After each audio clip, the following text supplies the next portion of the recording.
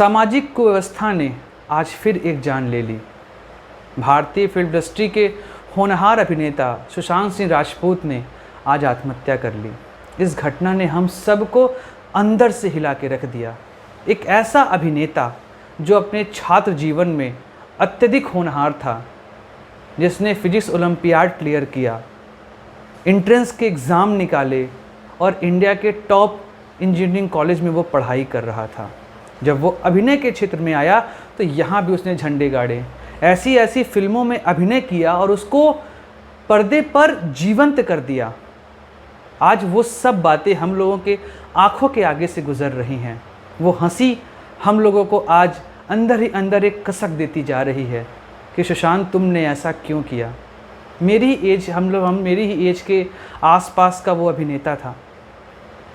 कई फिल्में उसकी यादगार हैं और आने वाले समय में वो कई ऐसी फिल्में भी करने वाले थे जो हम लोगों को एक नई दिशा देती। लेकिन अचानक से यह अभिनेता दिशाहीन हो गया और उसने आत्महत्या कर ली। इसके पीछे का कारण कहीं हम भौतिक परिवेश में न ढूंढने लगें। इसका भौतिकता से कोई खास मतलब नहीं है।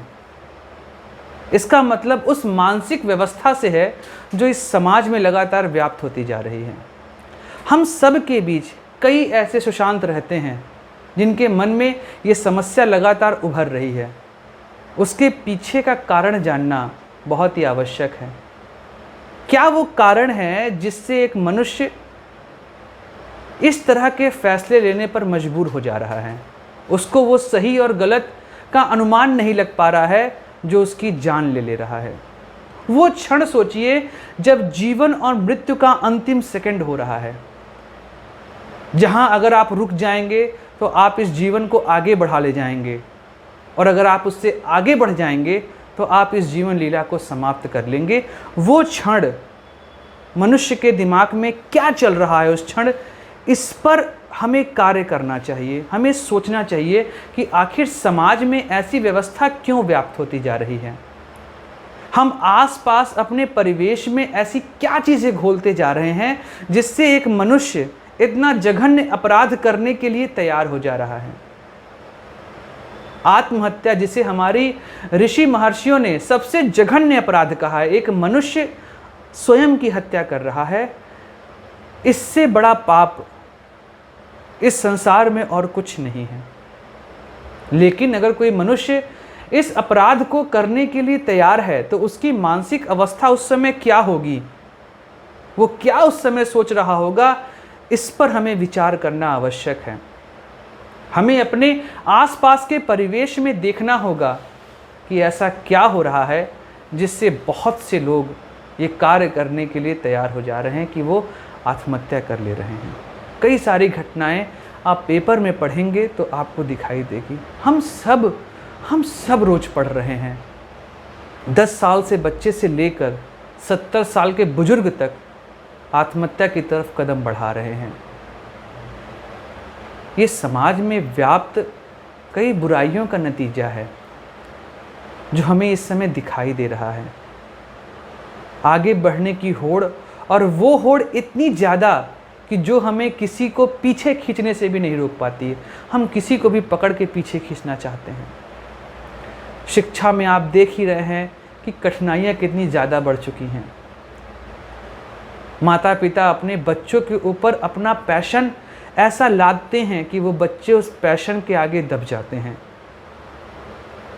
माँ बाप की एक्सपेक्टेशन माँ बाप की ऑब्सेशन में कन्वर्ट होती जा रही है। एक 10 साल, 11 साल, 12 साल का लड़का आत्महत्या कर रहा है। 15 साल, 16 साल के बच्चे आत्महत्या कर रहे हैं। आप हर एक कैटेगरी को देखेंगे एज वाइज, जैसे जैसे आप उसको डिवाइड करते जाएंगे आपको उस तरीके से आत्महत्या के पैटर्न दिखाई देते रहेंगे।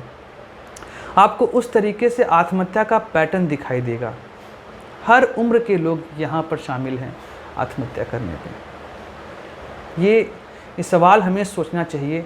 उस मानसिक अवस्था के विषय में हमें जानना चाहिए कि आखिर क्या वो मानसिक समस्या है जो हमको यह कार्य करने पर मजबूर कर रही है। समाज की उन बुराइयों को हमें देखना चाहिए। समाज जिस तरफ जा रहा है हमें उस समाज को उधर जाने से रोकना चाहिए। पारिवारिक परिवेश आज के दौर पे लगभग ख़त्म हो चुका है। हम सब लोग इंडिविजुअल हो चुके हैं। हम सब लोग अलग अलग एकल रूप से रहना चाहते हैं। पहले संयुक्त परिवार होते थे, फिर एकल परिवार हुआ और आज तो न्यूक्लियर परिवार हो गया है। मतलब अब परमाणु अवस्था में हम लोग चले आए हैं। हर एक परमाणु अलग अलग हो चुका है। अब अणु का निर्माण ही नहीं हो रहा है। परिवार से दूर हम सब बैठे रहते हैं और अपने ही जीवन के उधेड़-बुन में लगातार लगे रहते हैं। हम अपनी बात लोगों से शेयर नहीं कर पाते हैं।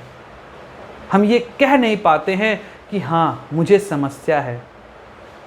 पहले के दौर में चीज़ें आसान हुआ करती थी जब हम सब अपने माँ बाप से बातें कह पाते थे। लेकिन समय के साथ ये दूरी बढ़ती चली गई, तो ये समस्या भी बढ़ती चली गई और हम लोग आपस में बात करना छोड़ दिए।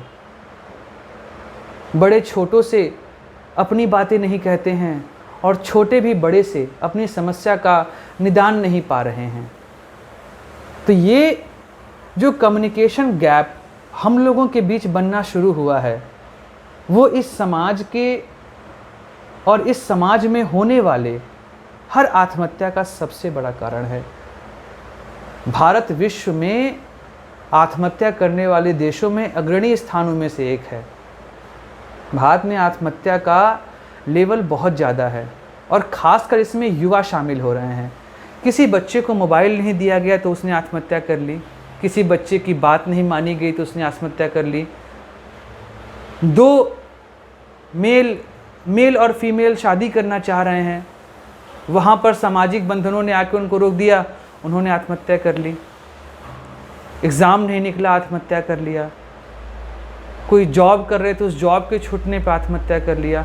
आखिर किसी मनुष्य की समस्या उसके जान से बड़ी कैसे हो सकती है? किसी व्यक्ति की आत्मग्लानि उसके जान से बड़ी कैसे हो सकती है? शायद यहीं पे एक समाज की भूमिका उभर के आनी चाहिए। अगर किसी व्यक्ति से कोई गलती हुई है, अगर किसी व्यक्ति ने कोई ऐसा कार्य किया है जिससे समाज की व्यवस्था में अड़चन उत्पन्न हुई है, तो हम उलाहनाएं ना देकर उस समस्या का निदान करें। लेकिन हमारी आदत होती है कि हम सिर्फ और सिर्फ उलाहना देते हैं, हम शर्मिंदा करना चाहते हैं और यही शर्मिंदगी से बचने के लिए मनुष्य अपनी इस जीवन लीला को समाप्त करने का निर्णय लेता है। तो समाज की इन बुराइयों को हमें दूर करना पड़ेगा। हमें किसी की शर्मिंदगी में, किसी मनुष्य से हुई गलती को इतना बढ़ा चढ़ा के नहीं बोलना चाहिए जिससे वो समाज में अपनी बातों को कह ही ना सके, बोल ही ना सके। कैसा वो समाज होगा जहां पर एक मनुष्य की गई गलतियों को माफ करने का नियम ही ना हो। हमारी शिक्षा व्यवस्था को भी ऐसे ही सुधारना चाहिए कि जहां पर हम बच्चों को समझा सकें, हम उनको ये कह सकें कि ठीक है, हो गया, नेक्स्ट टाइम फिर ट्राई करेंगे यार। एक छोटा सा एग्जाम, एक छोटी सी गलती कैसे किसी को इतने बड़े बोझ के रूप में लग सकती है कि वो आत्महत्या कर ले रहा है। हमें समाज के रूप में एक एकत्रित तरीके से काम करना पड़ेगा जहां पर हम ये कह सके, लेट इट गो, हो गया यार, नया करेंगे, फिर से सीखेंगे, फिर से लड़ेंगे, फिर से आगे बढ़ेंगे। कि नहीं, हम एक समाज के रूप में लगातार फेल होते जा रहे हैं। हम लोगों को अकेला छोड़ना शुरू कर दिए हैं, लोगों से कटना शुरू कर दिए हैं।